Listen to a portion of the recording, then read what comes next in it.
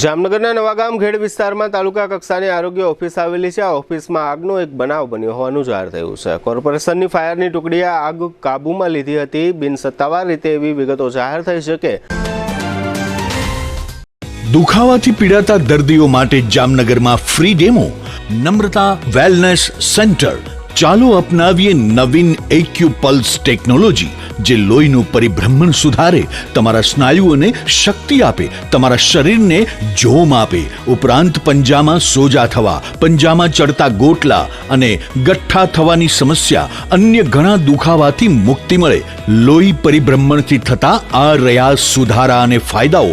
કોષની વૃદ્ધિ અને અંગની કામગીરીમાં સુધારો, ત્વચાને વધારે સ્વસ્થ બનાવે, ત્વચાની રોગ પ્રતિકારકતા વધારે, ઓક્સિજનથી સમૃદ્ધ લોહી સ્નાયુઓને આપે, હૃદયની સ્થિતિમાં સુધારો કરે, હાઈ બ્લડ પ્રેશરની સ્થિતિમાં સુધારો કરે, મગજની કામગીરીમાં સુધારો કરે, શરીરમાં જોમ અને શક્તિ વધારે। નબળા રક્ત પરિભ્રમણને પરિણામે અનેક દર્દો આવે છે, જેવા કે ગઠ્ઠા થવા, સોજો ચડવો, તાણ, પગના તળિયામાં જણજણાટી, સાંધાનો લાંબા સમય સુધી દુખાવો, સ્નાયુઓ ખેંચાવા, ગોટલામાં દુખાવો।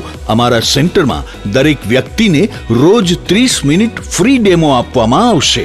આ સેન્ટરમાં ફ્રી ડેમોનો લાભ લઈ દુખાવાના દર્દથી મુક્તિ મેળવો।